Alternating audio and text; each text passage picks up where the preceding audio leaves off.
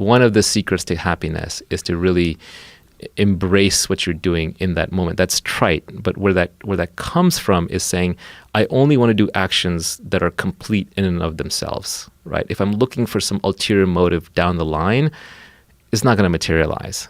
And if you think it is, maybe even if it does, it'll be very short-lived. Anything you wanted in your life, whether it was a car or whether it was a girl or whether it was money, when you got it, a year later, you were back to zero. Your brain had hedonically adapted to it, and you were looking for the next thing. That's a great statement. Hedonically adapted.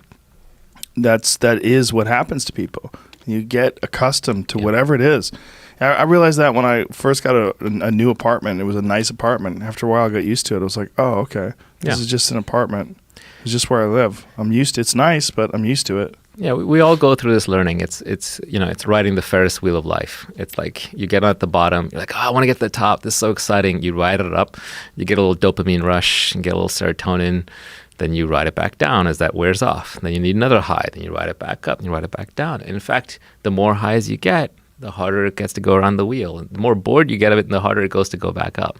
So what lights your fire now? Like what gets you motivated to do things and to act? Art. Art. This is art. Oh, okay. Art is just creativity. It's just anything that's done for its own sake. So what are the things that are done for their own sake? There's nothing beyond loving somebody, creating something, playing, art. To me, creating businesses is play. I create businesses early stage because it's fun, because I'm into the product.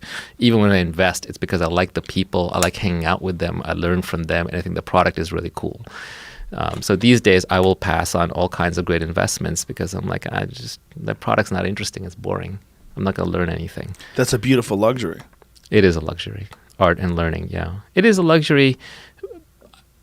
These are not 100% or zero things, right? You can, in your life, start moving more and more towards that. Right, but it's a goal. It's a goal.